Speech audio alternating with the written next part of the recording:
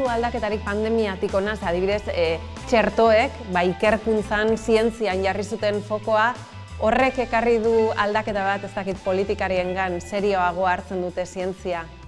Ez dakit egia esan, pandemia gertatzen ari zela, uste dut jendea bazela kontzienteago, ez dakit politikariak zehazki, baino gizartea, orokorrean uste dut kontzienteago zala. Baina iruditzen zait orain behin pasata edo, esaten dugu ja pasadala dena, berriro ere ahaztu egin zaigula iruditzen zait. Sentsazio hori daukat, bai, garrantzitsua izan zen, baina ja ahaztu zaigu, ez daukagu arazoa gehiago, eta uste dut bermatu beharko genuken zerbait dela, ez? Azkenean, inbertsio hori garrantzitsua dela momentu oro, ez bakarrik arazo bat daukagunean.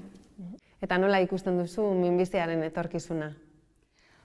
Azkenean askotan galdetzen digute, ez? Uste duzu sendatuko dugula, bai, ez? Azkenean arazoa da, minbizia ez dela gaixotasun bakarra, ez?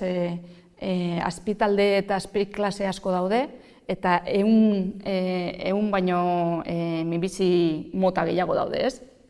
Eta horri aurre egitea, ez da erresa, horregatik esaten dugu gero eta tratamendu pertsonalizatu gehiago behar ditugula, eta kasu bakoitzean jakitea bere ezaugarriak horri aurre egin ahal izateko, ez? Baina nik espero dut minbizi klase batzuetan asko aurreratu dugu orain arte, eta nik espero dut urte batzuetan esango nuke helburua dela kronifikatu ahal izatea minbizi muta ahalik eta gehienak, ez? Azkenean izatea gaixotasun bat, non tratamendu bat daukagun, ahalik eta efektu sekundario edo gutxienekin, eta bizi maila ona izan ahal izatea, nahiz eta gaixotasun hori eduki, ez? Izatea gaixotasun bat beste asko bezala, non botika bat hartzen dugun, eta aurrera jarraitzen dugun gure biziarekin, ez?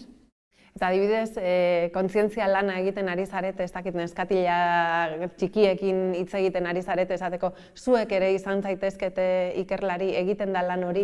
Bai, gaur egun badaude programa asko eta iniziatiba asko horretan zentratzen direnak, adibidez joaten gara eskoletara, ematen dizkiegu hitzaldi txikiak kontatuz zientzia zer den. Eta zer esaten diezu? Nire ibilbidea zein izan den, beraiek ere egin dezaketela, kuriositatea baldin badaukate saiatzeko. Zaila dela, baina azken finean merezi duela.